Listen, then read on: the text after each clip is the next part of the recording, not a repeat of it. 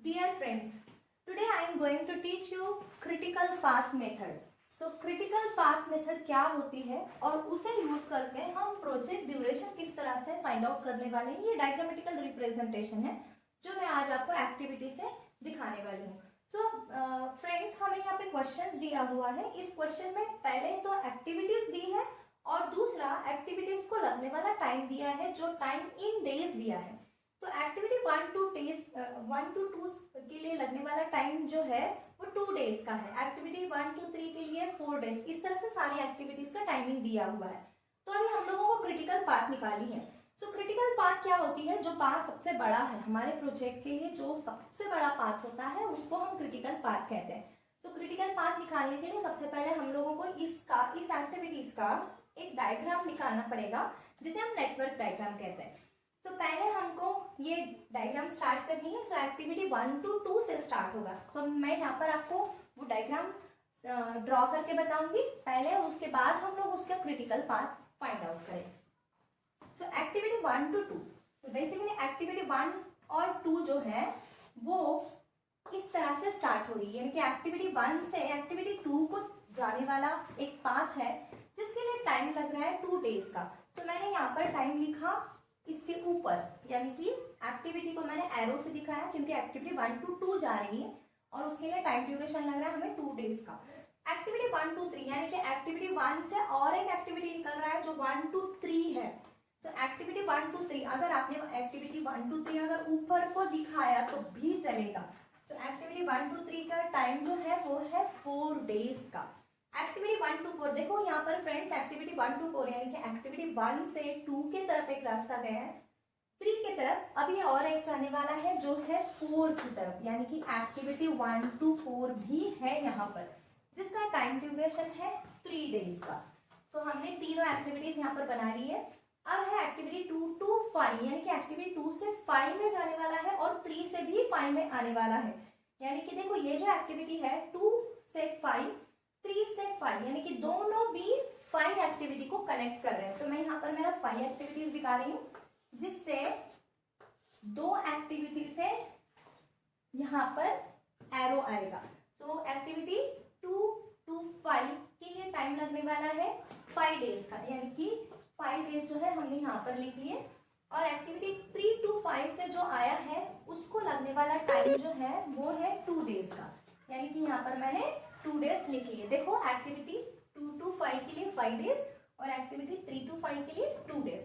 अब activity 5 to 6 है, यानी कि 5 से 6 की तरफ जाने वाला रास्ता है और 6 से 7 को जाने वाला है और 4 से भी 7 को जाएगा, यानी कि एक्टिविटी 5 to 6 की तरफ जाने वाला हम लोगों को पहले फ्लो बनाना पड़ेगा। ये है एक्टिविटी 5 to 6 वाला। सो 5 to 6 के लिए टाइम लगने वाला है 7 डेज का। यहाँ पर है 5 to 6 और 7 डेज का इसको टाइम लगा है। अब उसके बाद है 6 to 7 और 4 to 7, यानी कि 4 एक्टिविटी से भी 7 को आ रहा है और 6 एक्टिविटी से भी 7 को ही आ रहा है। तो मैं वो एक्टिविटी 7 नंबर का यहाँ पर दिखा रही हूँ, जिसको एक्टिविटी 6 से भी है और एक्टिविटी 4 से भी है। तो एक्टिविटी 6 to 7 जो है उसका टाइम ड्यूरेशन है 3 डेज का और एक्टिविटी 4 to 7 जो दिखा रही हूँ उसका टाइम ड्यूरेशन है 4 डेज का। तो ये हो गया हमारा नेटवर्क डायग्राम। अब इस डायग्राम से हम लोगों को क्रिटिकल पाथ फाइंड आउट करनी है। तो क्रिटिकल पाथ फाइंड आउट करने के लिए मैं यहाँ पर एक अलग मेथड आपको बता रही हूँ, जो होता है अर्लीस्ट स्टार्ट और लेटेस्ट फिनिश के ऊपर डिपेंड। सो वो हम कैसे निकालेंगे? तो सबसे पहले आप लोगों को करना क्या है, हर एक एक्टिविटी के ऊपर आपको एक बॉक्स निकालना है, जिसमें आपको यहाँ पर हर एक एक्टिविटी के 2 टाइम होते हैं, अर्लीस्ट स्टार्ट और लेटेस्ट फिनिश। ये दोनों टाइम को हम यहाँ पर एक्टिविटीज के हेड के ऊपर दिखाने वाले हैं। तो हर एक एक्टिविटी के लिए अर्लीस्ट स्टार्ट और लेटेस्ट फिनिश टाइम जो है वो यहाँ पर हम इस तरह से मेंशन करेंगे। ठीक है, तो आप लोगों को हर एक एक्टिविटी के लिए वो अर्लीस्ट स्टार्ट और लेटेस्ट फिनिश को निकालना ही पड़ेगा। सो फ्रेंड्स, पहले याद रखना कि हम जो नीचे वाला बॉक्स जो दिखा रहे हैं वो है अर्लीस्ट स्टार्ट, यानी कि मैं इसको यहाँ पर लिख देती हूँ ES, earliest start. Earliest start जब हम फाइंड आउट करेंगे तो हम अर्लीस्ट स्टार्ट जो है वो फॉरवर्ड पास से निकालेंगे। तो पहले आप यहाँ पर फॉरवर्ड पास का मतलब समझ लो कि अगर कोई एक्टिविटी से हम नेक्स्ट एक्टिविटीज की तरफ जा रहे हैं, तो सपोज अगर मैं यहाँ से इस एक्टिविटी की तरफ जा रही हूँ तो मैं हर बार किसी भी एक्टिविटी का अर्लीस्ट स्टार्ट निकालते वक्त उस एक्टिविटी के पास कितने एरो आ रहे हैं और वो एरो कितने मैक्सिमम टाइम से आ रहे हैं वो फाइंड आउट करेंगे। सपोज इस एक्टिविटी के पास मुझे आना है, सो एक्टिविटी ये 3 होगा और ये है एक्टिविटी 2 और सपोज ये है एक्टिविटी नंबर 1। सो 1 से भी 3 के पास आ रहा है, 2 से भी 3 के पास आ रहा है, पर जब हम फॉरवर्ड पास निकालते हैं तो हम चेक क्या करते हैं कि कौन से एक्टिविटी से आने वाला रास्ता जो है वो मैक्सिमम ड्यूरेशन से दिखाता है। तो मैक्सिमम ड्यूरेशन से अगर 1 to 3 अगर मुझे दिखा रहा है 4 टाइम और 2 to 3 अगर दिखा रहा है मुझे 3 टाइम, तो मैं यहाँ पर क्या लिखूंगी, अर्लीस्ट स्टार्ट मैक्सिमम टाइम, यानी कि मैक्सिमम टाइम है 4, तो इसका मेरा अर्लीस्ट स्टार्ट होगा 4 डेज। तो ये रूल हम यहाँ पर याद रखेंगे और इस रूल को ही फॉलो करते हुए अर्लीस्ट स्टार्ट हम यहाँ पर फाइंड आउट करेंगे। ठीक है, सो अर्लीस्ट स्टार्ट देखो, जब एक्टिविटी फर्स्ट शुरू होती है वो कहाँ पर शुरू होती है, एक्टिविटी फर्स्ट का शुरू होने का टाइम ही नहीं है, वो अभी स्टार्ट हुई है, यानी कि वो 0 टाइम पे स्टार्ट हुई है कि नहीं, यस। तो 0 टाइम पर अगर ये एक्टिविटी स्टार्ट हुई है, अब हम जाते हैं एक्टिविटी 1 to 3 की तरफ। सो एक्टिविटी 1 की तरफ कितने एरो जा रहे हैं, देखो फ्रेंड्स, जब भी हम अर्लीस्ट स्टार्ट निकालते हैं तब हम हमेशा इस एरो पॉइंट को देखेंगे।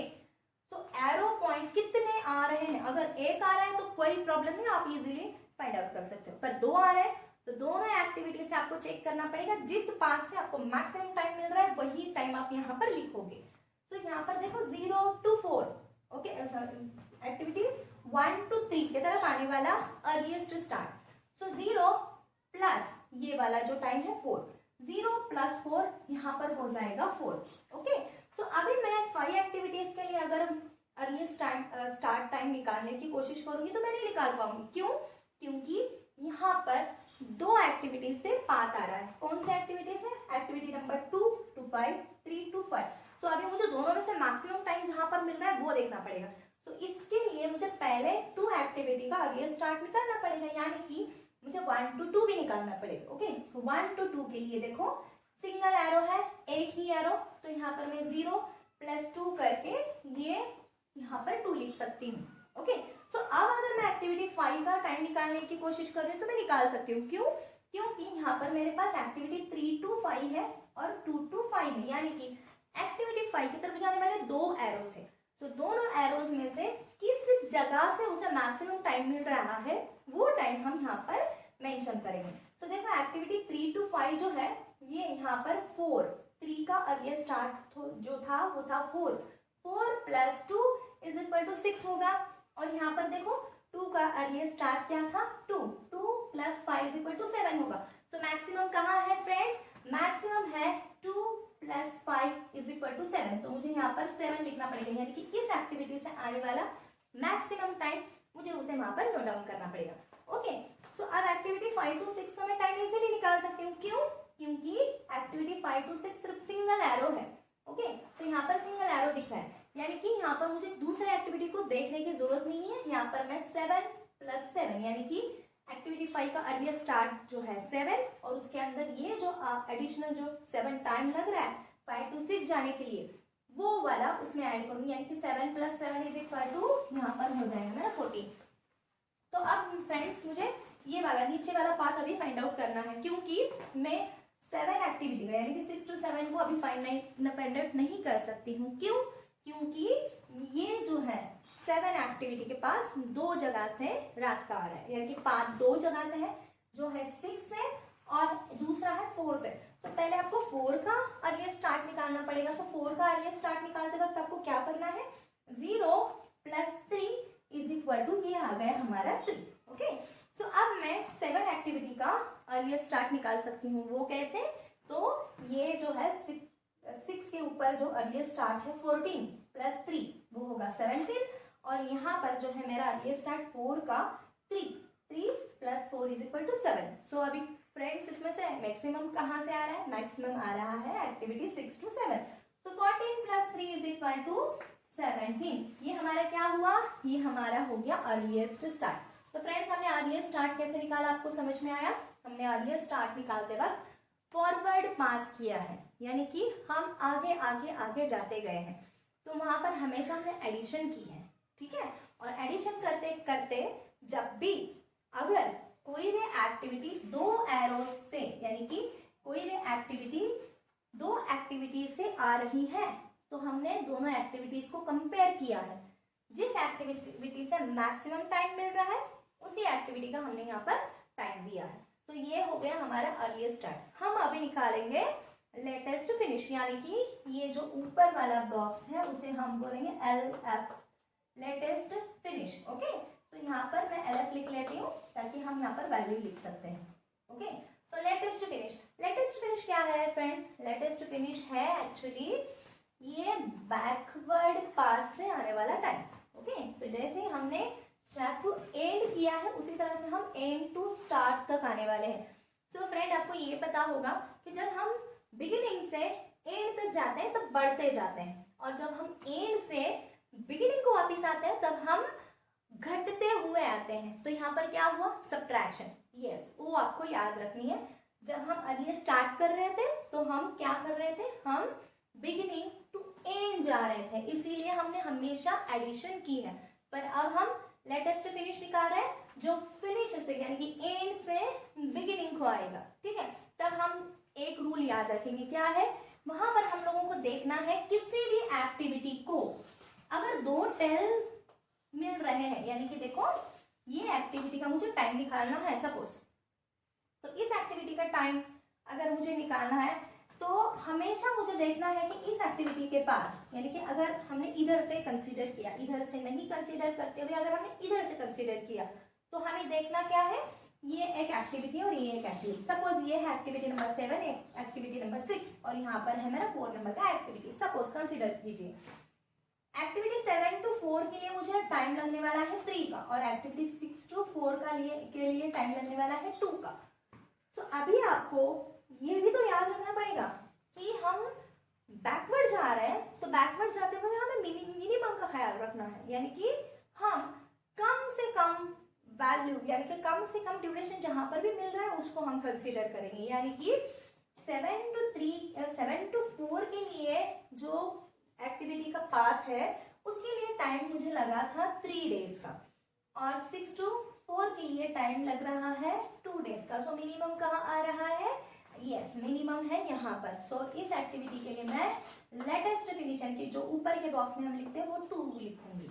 सो इस तरह से हम लोगों को लेफ्ट टू राइट, यानी कि एंड टू बिगिनिंग तक आना है। ओके, सो हम लेटेस्ट फिनिश टाइम निकालने वाले हैं। देखो इस एक्टिविटी का जो सबसे एंड में है वो कहाँ पर फिनिश हुई है? वो फिनिश हुई है 17 को। तो उसका फिनिश टाइम क्या हुआ? 17। यस, 17 ही हमको यहाँ पर लिखना है। ओके, सो अब हम जाते हैं बैक।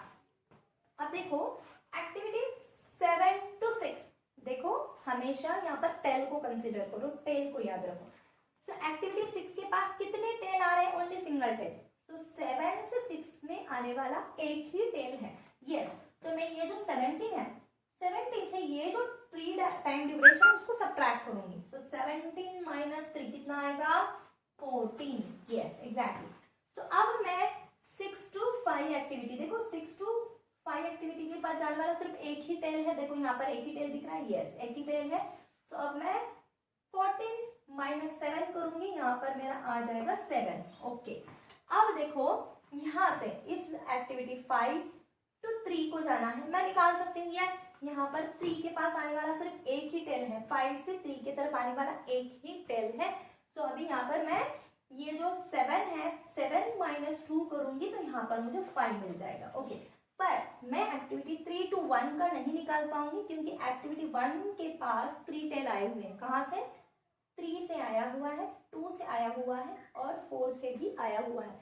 इसका मतलब जिस तरह से मैंने 3 का टाइम निकाला है उसी तरह से मुझे एक्टिविटी 2 का भी टाइम निकालना पड़ेगा और एक्टिविटी 4 का भी टाइम निकालना ही पड़ेगा। तो अब हम क्या करते हैं, थोड़ा सा नीचे की तरफ जाते हैं।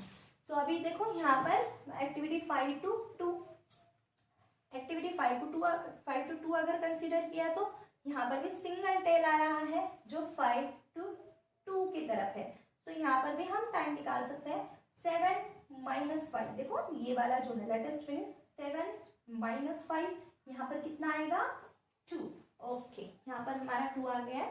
अब वैसे ही हम ये वाला एक्टिविटी का निकालते हैं, यहाँ पर है 17 minus 4 कितना आएगा, 17 minus 4 is 13। ओके चलो, तो अब देखो आपके पास एक्टिविटी 3 का लेटेस्ट फिनिश है, एक्टिविटी 2 का भी लेटेस्ट फिनिश है और एक्टिविटी 4 का भी लेटेस्ट फिनिश टाइम अभी हमारे पास आ चुका है। इसका मतलब हम एक्टिविटी 1 का टाइम निकाल सकते हैं। तो अब हम तीनों को कंपेयर करेंगे, क्यों? क्योंकि एक्टिविटी 1 के पास 3 टेल आए हुए हैं, वो कहाँ से आए हैं, एक्टिविटी 3 से। सो नंबर 1 मैं एक्टिविटी 3 को कंपेयर करूंगी विद एक्टिविटी 2 और एक्टिविटी 4। सो अभी देखो यहाँ पर 5 minus 4 अगर किया तो कितना आएगा, 1 आएगा। 5 minus 4 is 1।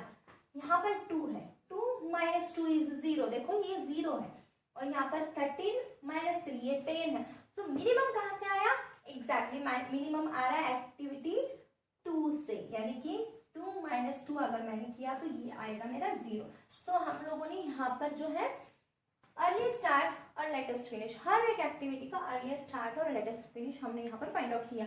सो अभी फ्रेंड आप लोगों को यहाँ पर कुछ तो दिख रहा है जो कॉमन है। कहाँ पर कॉमन है, जहां पर भी एक्टिविटीज का अर्ली स्टार्ट और लेटेस्ट फिनिश कॉमन है, वो एक्टिविटी को थोड़ा सा आप कंसिडर करो। देखो कहाँ पर है वो, ये वाला पहला है, ये यहाँ पर एक सेकंड आ रहा है, उसके बाद यहाँ पर एक आ रहा है थर्ड, और ये फोर्थ वाला आ रहा है, और ये लास्ट वाला फिफ्थ वाला है। तो एक्चुअली ये जो है ना, जहां पर भी अर्ली स्टार्ट और लेटेस्ट फिनिश सेम आ रहा है, वही आपका क्रिटिकल पाथ होता है। यानी कि देखो एक्टिविटी 1 को भी कॉमन है, उसी तरह से एक्टिविटी 2 को भी कॉमन है, यानी कि 1 to 2 ये मेरा एक पाथ बन गया एक्टिविटी 1 to 2। अब देखो एक्टिविटी 2 के पास सेम है, उसी तरह से एक्टिविटी 5 के पास भी सेम है, यानी कि 2 to 5 की तरफ। उसके बाद देखो 5 के पास 7 सेम है, 6 के पास भी 14 सेम है, तो ये वाला एक पाथ आ जाएगा। और उसके बाद 6 and 7, 6 के पास भी 14 है और 7 के पास भी 17 है, तो ये वाला आ जाएगा। तो ये एग्जैक्टली क्रिटिकल पाथ है। अब इसको हम चेक कैसे करेंगे, हम पहले टेबल फाइंड आउट करेंगे और उससे हम लोग टोटल फ्लोट फाइंड आउट करेंगे। टोटल फ्लोट से हमको पता चलेगा कि यही क्रिटिकल पाथ जो है वो करेक्ट आया है या नहीं आया है। तो पहले हम लोग यहाँ पर एक हमारा जो क्रिटिकल पाथ आया था, मैं उसको लिख लेती हूँ कि क्रिटिकल पाथ हमारा आया क्या है। देखो एक्टिविटी 1 to 2, एक्टिविटी 1 to 2, उसके बाद 2 to 5, यहाँ पर है 2 to 5, उसके बाद है 5 to 6, यहाँ पर 5 to 6, और एक्टिविटी 6 to 7। ओके, ये मेरा है क्रिटिकल पाथ। ओके, तो अब इस क्रिटिकल पाथ के लिए हम लोगों को प्रोजेक्ट ड्यूरेशन कितना लगने वाला है। तो देखो फ्रेंड्स, यहाँ पर आप लोगों को ये तो टाइम जो दिया है, यही टाइम है, उसका अगर आपने एडिशन किया तो आपको मिल जाएगा आपका प्रोजेक्ट ड्यूरेशन। तो देखो आपको करना क्या है, एक्टिविटी 1 to 2 के लिए कितना टाइम लगा है आपको एक्टिविटी 1 to 2 के लिए लगा है आपको 2 डेज का टाइम। ओके, एक्टिविटी 2 to 5 के लिए कितना लगा है, 2 to 5 के लिए लगा है आपको 5 डेज का टाइम। एक्टिविटी 5 to 6 के लिए कितना टाइम लगा है, 7 डेज, और एक्टिविटी 6 to 7 के लिए कितना टाइम लगा है, 3 डेज। ओके, तो अगर आपने इसका एडिशन किया तो ये आता है 10 plus 7 17। ओके, सो ये है आपका प्रोजेक्ट ड्यूरेशन। ये मैंने ये डायग्राम से निकाला है। अगर आपको क्वेश्चन आ रहा है कि फाइंड आउट टोटल फ्लोट, तो फ्लोट कैसे निकालोगे, हमने यहाँ पर आधा काम तो कर लिया है, अर्ली स्टार्ट लेटेस्ट फिनिश ये तो हमारे पास है ही। अब हम टोटल फ्लोट निकालेंगे। टोटल फ्लोट के लिए सबसे पहले हम एक टेबल ड्रॉ करेंगे और उस टेबल में 1 by 1 हम वैल्यूज लिखते हुए जाएंगे। Okay, so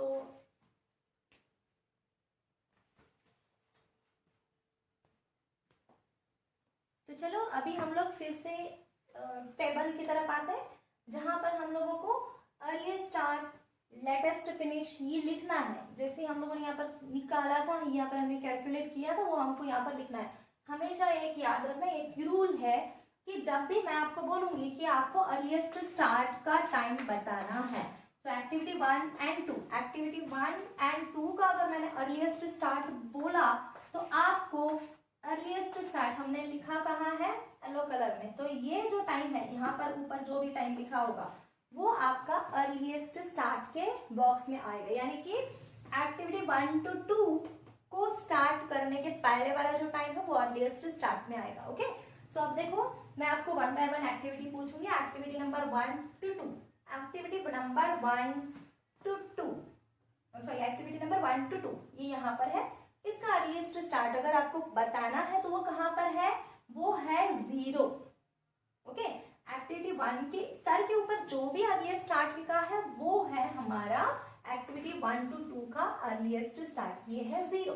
activity 1 to 3, activity 1 to 3, okay, so activity 1 to 3 का मतलब जहां पर भी 1 एक्टिविटी का, एक्टिविटी 1 के सर के ऊपर जो टाइम लिखा है वो हमारा एक्टिविटी 1 to 3 का अर्लीस्ट स्टार्ट है। उसी तरह से एक्टिविटी 1 to 4, 1 to 4, तो 1 to 4 एक्टिविटी में एक्टिविटी 1 के सर के ऊपर जो अर्लीस्ट स्टार्ट लिखा हुआ है वही हमारा यहाँ पर अर्लीस्ट स्टार्ट है। एक्टिविटी 2 to 5, अब देखो एक्टिविटी 2 to 5 ये है यहाँ पर, तो एक्टिविटी 2 to 5 के लिए जो एक्टिविटी 2 के सर के ऊपर अर्लीस्ट स्टार्ट लिखा है दैट इज 2, सो यहाँ पर हमारा आएगा 2। एक्टिविटी 3 to 5, एक्टिविटी 3 to 5, सो ये एक्टिविटी 3 to 5 के लिए 3 एक्टिविटी के ऊपर जो 4 टाइम लिखा है अर्लीस्ट स्टार्ट वो होगा हमारा अर्लीस्ट स्टार्ट। एक्टिविटी 5 to 6, ये है एक्टिविटी 5 to 6, यहाँ पर एक्टिविटी 5 के सर के ऊपर जो अर्लीस्ट स्टार्ट लिखा है जो येलो कलर में लिखा है 7, वो हमारा यहाँ पर आएगा 7। एक्टिविटी 6 to 7, एक्टिविटी 6 to 7 है यहाँ पर, सो एक्टिविटी 6 के सर के ऊपर जो लिखा है अर्लीस्ट स्टार्ट दैट इज 14, वो यहाँ पर आएगा। एक्टिविटी 4 to 7, ये है एक्टिविटी 4 to 7, एक्टिविटी 4 के सर के ऊपर जो भी अर्लीस्ट स्टार्ट लिखा है जो येलो कलर में है 3, तो यहाँ पर आएगा हमारा 3। हमने यहाँ पर लिख लिया अर्लीस्ट स्टार्ट। अब हमको लिखना है लेटेस्ट फिनिश। तो लेटेस्ट फिनिश के लिए रूल क्या है याद रखना आपको, ये जिस तरह से हमने अर्लीस्ट स्टार्ट के लिए लिया था वैसे लेटेस्ट फिनिश के लिए आपको अभी कौन सा बॉक्स देखना है, ये वाला बॉक्स। ओके, जैसे अर्लीस्ट स्टार्ट के लिए हमने एक्टिविटी 1 to 2 के लिए पहले वाला बॉक्स देखा था, उसी तरह से एक्टिविटी 1 to 2 के लिए हमको अभी उसके नेक्स्ट वाला बॉक्स देखना है। ओके, सो हमने लेटेस्ट फिनिश जो है वो लिखा है रेड कलर में, सो अभी आपको सिर्फ रेड कलर वाले ही वैल्यूज को ध्यान देना है। तो अभी एक्टिविटी 1 to 2 देखो, एक्टिविटी 1 to 2, इसका मतलब आप एक्टिविटी 1 के ऊपर वाला देखोगे या 2 के ऊपर वाला देखोगे। एक्टिविटी 2 के सर के ऊपर जो हमने रेड कलर में वैल्यू लिखी है वो आपको लिखनी है। एक्टिविटी 1 to 2 के लिए जो लेटेस्ट फिनिश है वो है 2, तो हमने यहाँ पर लेटेस्ट फिनिश लिखना है 2। ठीक है, उसके बाद एक्टिविटी 1 to 3, सो 1 to 3 के लिए अब देखो एक्टिविटी 1 to 3 के लिए जो 3 के ऊपर लिखा है रेड कलर में वो वाला टाइम 5 वो हम यहाँ पर लिखेंगे। एक्टिविटी 1 to 4, एक्टिविटी 1 to 4 के लिए एक्टिविटी 4 के पास जो भी लेटेस्ट फिनिश टाइम है जो रेड कलर में लिखा था हमने वो है 13, वो हम यहाँ पर लिखेंगे। Activity 2 to 5, okay, activity 2 to 5, तो एक्टिविटी 2 to 5, 5 के सर के ऊपर जो भी हमने रेड कलर में लिखा है लेटेस्ट फिनिश 7, सो हम यहाँ पर लिखेंगे 7। एक्टिविटी 3 to 5, तो एक्टिविटी हमारा 3 to 5 जो है इसके यहाँ पर था activity 2 to 5, yes, activity 2 to 5 और एक्टिविटी 3 to 5। एक्टिविटी 3 to 5 का भी लेटेस्ट फिनिश जो है वो है 7, सो यहाँ पर भी हम 7 ही लिख रहे हैं। एक्टिविटी 5 to 6, एक्टिविटी 5 to 6 कहाँ पर फिनिश हो रही है, 6 के ऊपर जो टाइम लिखा है 14, तो यहाँ पर हम लिखेंगे 14। एक्टिविटी 6 to 7, देखो एक्टिविटी 6 to 7 कहाँ पर फिनिश हो रही है, 7 के ऊपर, तो वहां पर लिखा है टाइम 17, और उसके बाद आता है activity 4 to 7। Okay, so 4 to 7 कहाँ पर खत्म हो रही है, यहाँ 7 के ऊपर जो टाइम लिखा है 17 वो हमें यहाँ पर लिखना है। ओके, सो हमने जो भी टाइम निकाला था, जो कैलकुलेट किया था वो अब हमने लिखा।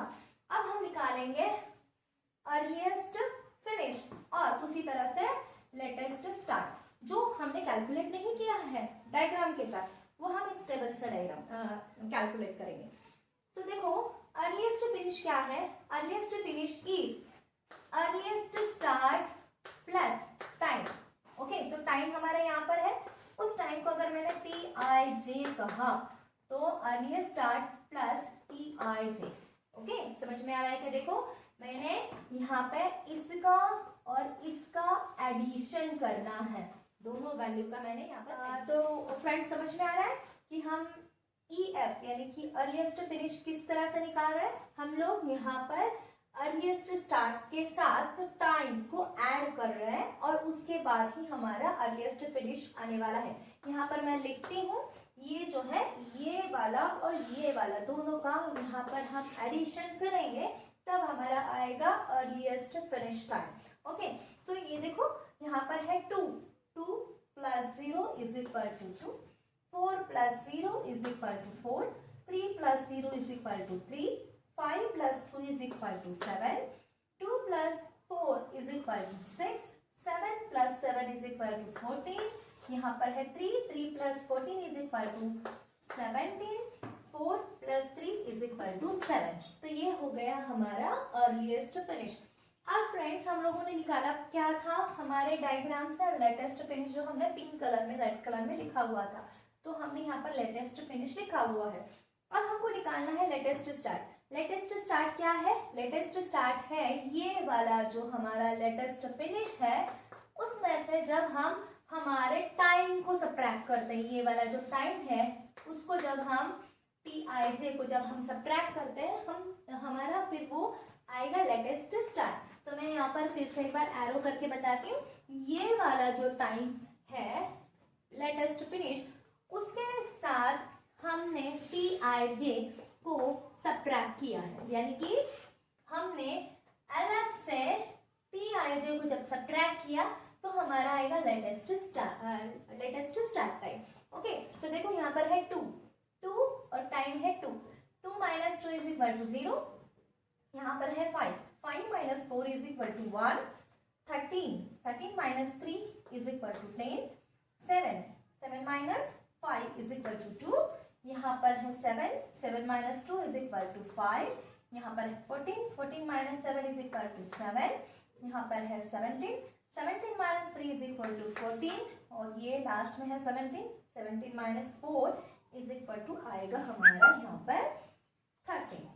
ओके, सो इस तरह से हमारा यहाँ पर हमने अर्ली स्टार्ट हमने डायग्राम से निकाला था, उस तरह से लेटेस्ट फिनिश भी हमने डायग्राम से निकाला था, पर हमने टेबल से फाइंड आउट किया है वो दो वैल्यूज है। कौन से वैल्यू है, अर्लीस्ट फिनिश और लेटेस्ट स्टार्ट। अब हम निकालेंगे total float. So friend total float क्या है, total float is subtraction between latest start and earliest start. So हमारा लेटेस्ट स्टार्ट कहाँ है, देखो ये है हमारा लेटेस्ट स्टार्ट टाइम, जिसको मैंने ग्रीन कलर में यहाँ पर थोड़ा सा फोकस किया है, और उसी तरह से हमारा अर्लीस्ट स्टार्ट ये है हमारा अर्लीस्ट स्टार्ट। तो दोनों वैल्यू में हमारा सब्ट्रैक्शन होगा, यानी कि मुझे करना क्या है, ये जो है मेरा लेटेस्ट स्टार्ट, ये लेटेस्ट स्टार्ट है और ये है मेरा अर्लीस्ट स्टार्ट, ये दोनों का सब्ट्रैक्शन है। थोड़ा मैं डायग्रामेटिकल बताने की कोशिश कर रही हूँ ताकि बच्चों आप लोगों को डिफिकल्टी ना आ जाए और आप लोग इजी से उसको समझ लें। तो अभी मुझे करना क्या है, यहाँ पर है मेरा ये जो है दोनों का सब्ट्रैक्शन, तो मैं यहाँ पर सब्ट्रैक्शन साइन भी लिख देती हूँ ताकि आपको समझ में आएगा। ओके, सो हम निकालेंगे अब LS माइनस ES। ओके, सो मैंने पहले ही ग्रीन कलर में उसको इंडिकेट किया तो आप लोगों को समझ में आएगा। सो देखो 0 माइनस 0 किया तो आएगा क्या 0। ओके, 1 माइनस 0 किया तो आएगा क्या 1, 10 माइनस 0 आएगा 10, यहाँ पर है 2 माइनस 2 आएगा 0, यहाँ पर है 5 माइनस 4 आएगा 1, यहाँ पर है 7 माइनस 7 किया तो आएगा 0, 14 माइनस 14 किया तो आएगा 0 और लास्ट में है 13 माइनस 3 किया तो आएगा 10। सो फ्रेंड अभी ये जो है हमारा आया है टोटल फ्लोट। अब यहाँ पर आपको एक चीज को देखना है, टोटल फ्लोट आपका कहाँ कहाँ पर 0 आया है। सो फ्रेंड्स पहले जो है ना, पहला सेल है वहां पर ही हमारा टोटल फ्लोट आया है 0। उसके बाद यहाँ पर टोटल फ्लोट आया है 0, उसके बाद और एक बार है और उसके बाद यानी कि 4 टाइम इस पूरे क्वेश्चन में टोटल फ्लोट जो है 0 0 0 0 आया है। सो जहां पर भी 0 आया उस एक्टिविटी को पहले आपको वहां पे बॉक्स करना है। देखो ये वाली यहाँ पर टोटल फ्लोट 0 है, सो वो बिलोंग करता है एक्टिविटी 1 to 2 के लिए। ओके, सो उसके बाद और एक बार जो है टोटल फ्लोट 0 आया है वो बिलोंग करता है एक्टिविटी 2 to 5 के लिए। ओके, उसके बाद जो आया है 0 टोटल फ्लोट वो बिलोंग करता है एक्टिविटी 5 to 6 के लिए, और लास्ट वाला 0 बिलोंग करता है एक्टिविटी 6 to 7 के लिए। ओके, सो आपको अभी ये समझ में आएगा कि जो भी मैंने स्क्वायर किया है वही जो है कंटिन्यूअली हमारा क्रिटिकल पार्ट दिखाता है। यानी कि एक्टिविटी 1 to 2, देखो एक्टिविटी 1 to 2, उसके बाद है एक्टिविटी 2 to 5, देखो activity 2 to 5, activity 5 to 6, yes 5 to 6, और एक्टिविटी 6 to 7, 6 to 7। तो मैंने पहले ही आप लोगों को डायग्रामेटिकली बताया था कि यही मेरा क्रिटिकल पार्ट आने वाला है। तो वो आपने कंफर्म किया इस टेबल से, यानी कि टोटल फ्लोट कैलकुलेट होने के बाद भी आपको कंफर्मेशन मिल रहा है कि आपका जो क्रिटिकल पार्ट है वो करेक्ट है। क्रिटिकल पार्ट क्या है हमारा 1 to 2, 2 to 5, 5 to 6, 6 to 7 and 4 to 7। तो अभी उसके लिए जो हम लोगों ने ड्यूरेशन निकाला था, तो आपको तो यहाँ पर टाइम दिख ही रहा है। तो देखो इस एक्टिविटी के लिए टाइम क्या है, इस एक्टिविटी का टाइम 2 है, एक्टिविटी 2 to 5 का टाइम क्या है, एक्टिविटी 2 to 5 का टाइम है 5, एक्टिविटी 5 to 6 का टाइम क्या है 7, और एक्टिविटी 6 to 7 का टाइम क्या है 3। तो अगर आपने सीधे सीधे इसकी एडिशन की यानी कि 2 + 5 = 7, 7 + 7 = 14 and +3 = 17। So this is your project duration. Okay, so project duration मैंने ऑलरेडी यहाँ पर निकाला हुआ था, क्रिटिकल पाथ भी मैंने ऑलरेडी निकाला हुआ था। तो क्रिटिकल पाथ को हमने दोनों वे से यानी कि डायग्रामेटिकली और टेबल से भी कंफर्म किया है। सो फ्रेंड मैं यहाँ पर आपका क्रिटिकल पाथ लिख रही हूँ। Critical path is 1 to 2, then 5, then 6 and 7. So this is my critical path। और टोटल ड्यूरेशन आ रहा है, आपके प्रोजेक्ट का ड्यूरेशन आ रहा है 17 डेज। ओके, सो 17 डेज का जो है आपका प्रोजेक्ट ड्यूरेशन टाइम है। सो होप सो आप लोगों को समझ में आया होगा। ये वीडियो मैंने अपने स्टूडेंट्स के लिए बनाया है जिन्होंने मुझे रिक्वेस्ट की कि मैडम हम लेक्चर अटेंड नहीं कर सकते, तो आपका अगर हमने ऑनलाइन लेक्चर देखा तो शायद हम समझ सकते हैं। तो फ्रेंड्स आप लोगों को भी समझ में आया होगा। Best of luck.